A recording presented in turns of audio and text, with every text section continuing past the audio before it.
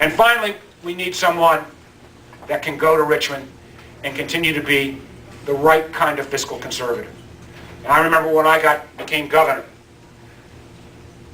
some of you may not recall this, but when I first got elected, and I found that the budget shortfall that my predecessor, and I may have a chance to talk with my predecessor about this a few times, but my predecessor had said that the budget shortfall was about $700 million. That's a lot of money, but you know, we could handle it. I got in, we found out it was $3.8 billion. To tell you the honest goodness truth, people will often say now, well, and Governor Warner persevered. Well, I remember when I first found that out, when I first got elected, I thought, is it too late for a recount?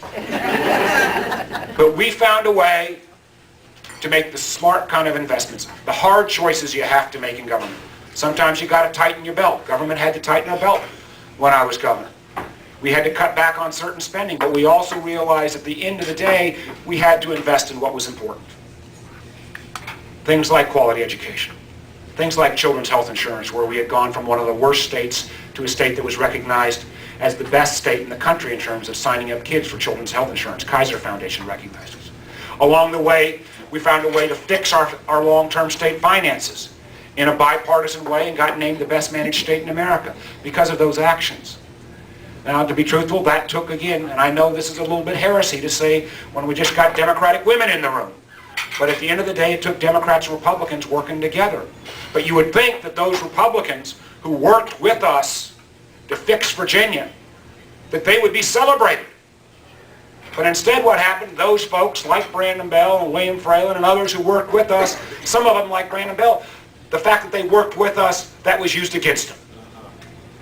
And what we need are people who will go to Richmond on fiscal matters and be smart, be fiscally conservative, but also realize that we've got to make smart investments.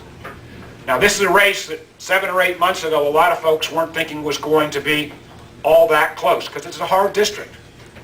But let me make this prediction right here. Come November 6th, we're going to have a new state senator in the Roanoke Valley. It is going to be my friend, Dr. Mike Breiner. And I'm proud to endorse him because of his stance and knowledge he'll bring on health care. I'm proud to endorse him because of his commitment to improve. Let me try that again. This is what I'm trying to do for the soundbite wise for the TV for later.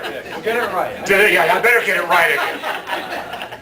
I'm proud to be here to endorse my friend Mike Breiner for the state senate because he'll bring a knowledge of health care that's desperately needed in Richmond to make sure that we can offer health care services for all qualified Virginians. He'll bring an approach that says we have to invest in world-class education in the Roanoke Valley so there'll be great jobs in this community and your young folks won't have to pick up and move away. He'll be tough on illegal immigration in terms of making sure that our rules and laws are followed. And he'll also bring the kind of pro-business but also fiscal conservative approach that will allow Virginia to continue to be ranked best managed state in the nation. That's going to take Democrats, Republicans, Independents, Libertarians, maybe even a few vegetarians, all coming together to support him. Senator, and let me bring him up right now, our friend Mike Breiner.